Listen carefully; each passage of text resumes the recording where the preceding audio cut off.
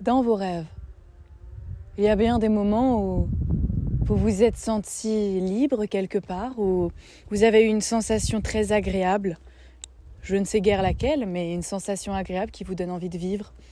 Et vous vous dites « Waouh, c'était super apaisant ». Et quelque part, si c'est dans votre rêve, votre subconscient vous dit, juste vous-même en fait, il vous dit que vous êtes capable. Et déjà, je vois ce papillon jaune, observez la nature. Observez-la. Comment vous pouvez... Je ne comprends pas, je comprends parce que j'y étais, mais en fait, j'ai jamais vraiment été comme ça dans tous les cas. Alors, je veux dire, j'ai toujours vu quelque chose de magique dans la nature, magnifique. Je sais pas, après, c'est sûr que j'ai été très proche des contes de fées, mais bon, comme beaucoup de gens, et ça veut pas dire qu'ils trouvent que la nature est magique, mais je la trouve magique. Et puis, pour revenir au rêve, j'ai toujours eu ce rêve de voler, de mes propres ailes, juste voler. Et en fait, quand je rêvais de voler, c'était la sensation que je souhaitais. C'était pas vraiment battre des ailes, c'était juste la sensation de liberté. Le fait de prendre mon envol. Aussi, c'était un peu fuir, je trouve. Parce qu'il y a des moments où je voulais juste voler. Et depuis petite, j'ai cette envie. Ce rêve, c'est vraiment mon plus grand rêve. Et je pense que ça le fait à beaucoup de gens. Le fait de se sentir proche de là-haut, des oiseaux, et de cette sensation de liberté qui découle de nous. Et maintenant, grâce au ressenti, je retrouve cette sensation en moi. Et dans la liberté, il y a quelque chose de très calme, de doux, d'apaisant, qui dépasse même tous ces mots en fait, tellement c'est vibrant, c'est fort, c'est puissant. Et en soi, j'ai toujours été très proche de cette envie. Déjà, mon père faisait du parapente, donc j'ai pu en faire aussi avec lui. Et c'était magnifique, en fait. Je me sens tellement... Il n'y a rien qui m'empêche, là-haut, de vibrer. Rien ici non plus, c'est sûr. Mais vous voyez, je me sens beaucoup plus proche dans la campagne où il n'y a quasiment personne que dans une ville où il n'y a quasiment pas d'arbres. Où c'est la ville et il y a du béton partout, c'est seulement l'humain qui veut reprendre le pouvoir sur la vie, alors qu'il n'a aucun droit en réalité, parce que qui est là de base, hein ? C'est la nature, elle est là avant nous. Et nous, qu'est-ce qu'on fait ? On décide pour elle. Désolée, je m'emporte un petit peu, mais c'est pas le sujet. En tout cas, c'est vraiment le ressenti que je ressens maintenant, la liberté. Et je sais que plus je vais dans cet amour, plus je vais dans ce chemin, elle vient en moi et je peux la ressentir encore plus et encore plus. Et je crois que la liberté, c'est vraiment la libération de toute émotion qui te restreigne, qui te restreint. Bon, je sais pas. C'est vraiment la libération du mental. C'est comme si que... En fait, le ressenti, ça se passe dans le corps, dans le cœur et dans l'esprit. Alors que le mental, c'est que dans la tête. C'est vraiment dans la tête, dans l'esprit. Et il te compresse, il t'oppresse, il reste là et il te maintient, en fait, dans une énergie en boucle qui te dit « Ah, mais non... Voilà, attendez, pardon. Ah, mais non, en fait, tu vas pas croire ça, c'est pas possible. » En fait, on n'a jamais pensé comme ça, alors que c'est pas aujourd'hui qu'on va penser comme ça. Et du coup, il enlève cette idée qui pourrait être bénéfique pour toi, qui pourrait être un changement. Mais comme... Le mental, l'ego, il a peur. C'est pour ça faire la différence entre... C'est seulement ça en fait, c'est faire la différence entre la peur et l'amour. L'amour, c'est celui qui doit te guider. C'est lui qui t'apportera le plus de bien-être. Et c'est ça le but de la vie, c'est juste ressentir du bien-être en fait. Enfin, il y en a plein qui vont ressentir aucun bien-être dans leur vie. Et c'est peut-être leur but aussi, je pense.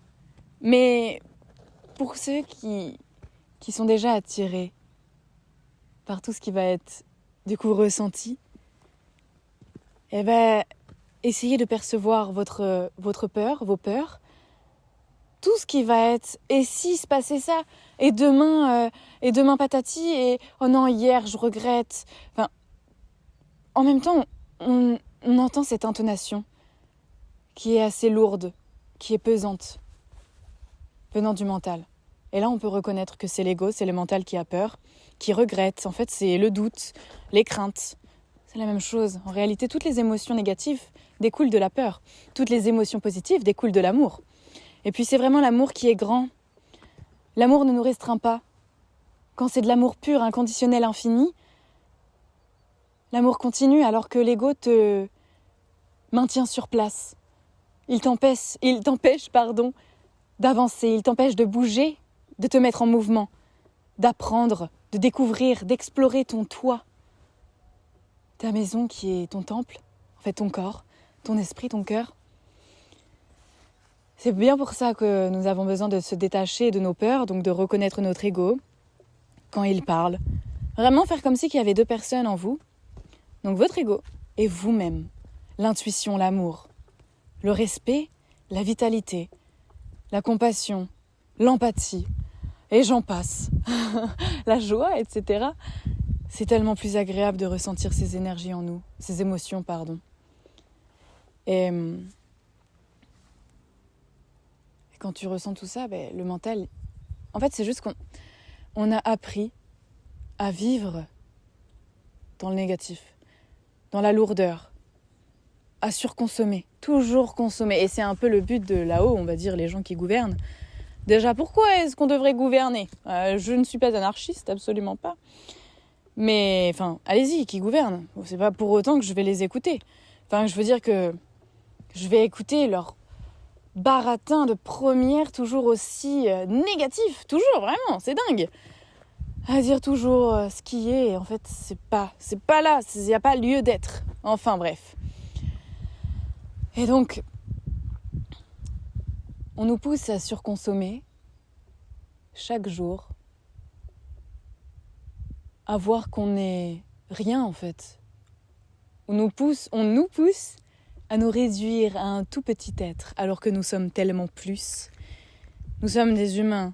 Regardez comment les Égyptiens ils ont construit les pyramides. Ça a toujours été quelque chose de fascinant pour moi. Parce qu'ils voyaient plus grand. Pourquoi est-ce qu'on ne pourrait pas juste l'imaginer une fois qu'on a le pouvoir de créer? C'est tellement apaisant, non? Là, je le ressens en moi. Et c'est l'intuition qui me dit « Michel, tu as le pouvoir de créer, on l'a déjà tous. Seulement, on a besoin de le découvrir. » Et d'arrêter avec ces croyances qu'on se met dans la tête. « Oui, non, mais patati, c'est la science, patata, c'est comme ci, comme ça. » Alors, je ne force personne déjà, je dis mon avis. C'est tout. Je m'exprime. Et chacun a le droit de le voir ou de ne pas le voir. Moi, je le vis et c'est ainsi et c'est très bien. Respirez l'air qui rentre dans votre poumon. Il y en a deux, Michel. Dans vos poumons, oui. Enfin, on nous pousse toujours à consommer plus comme si qu'on n'était rien, alors que nous sommes déjà plus, donc on a besoin de pas grand-chose parce que nous avons déjà tout. Et donc ça nous pousse à nourrir notre ego, notre mental, à lui dire encore, oui, tu as peur, du coup agis ainsi. Voilà, parce que tu es comme ça, et tu fais comme si. Alors que si on réfléchit, non, c'est même pas réfléchir. Si on pense amour, nous allons voir amour. Tout ce qu'on voyait de moche va devenir beauté. Et je parle en connaissance de cause, c'est comme ça que j'étais. J'étais moche. Et en réalité, je n'étais pas si moche que ça, mais je le ressentais ainsi. Je le ressentais comme si j'étais moins que rien. Et là, vous voyez, je vous parle et il y a quelque chose en moi qui a envie de pleurer. Parce que c'est derrière moi, c'est sûr, mais c'était tellement de souffrance. Et de souffrance non voulue, en fait. C'était tellement de souffrance parce que je me voyais comme la plus grosse des crottes, si je peux être polie. Et je voulais juste, en fait... Ah, faut pas que je pleure, ok. C'est un podcast où je vais pleurer. Et je me voyais vraiment juste comme rien du tout. C'était même moins que rien. Et je voulais juste m'auto-détruire encore et encore. Parce que je ne me suffisais pas et je comprenais pas quel était mon but ici. Et je voulais pas, en fait, comprendre. Je voulais juste la souffrance et la souffrance. Et quelque part, j'aimais ça. Et il y a une infime partie de moi qui est maintenant si grande. Cette infime partie de moi avant, je la ressentais, elle voulait vivre. Elle voulait tellement vivre, mais elle était tellement petite qu'elle n'avait pas le pouvoir sur tout ça.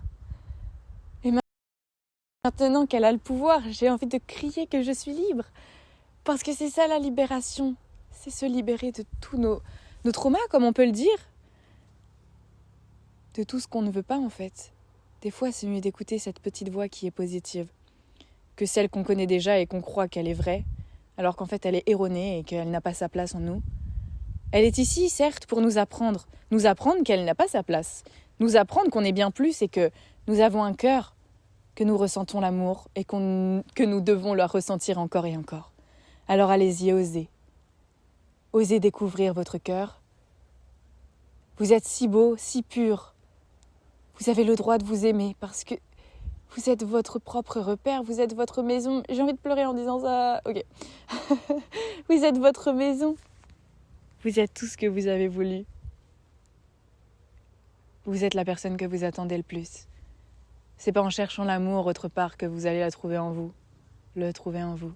C'est en vous-même d'abord que vous avez besoin de creuser pour retrouver cet amour perdu. Pas si perdu ça. Pas si perdu que ça. Mais vous avez quand même besoin de creuser pour le retrouver. Et quand vous le retrouverez, vous serez tellement soulagé de tout. Aucune crainte. Voyez la vie comme un jeu. Voyez la vie comme un terrain de jeu où vous êtes encore enfant. Réfléchissez-y. Bisous.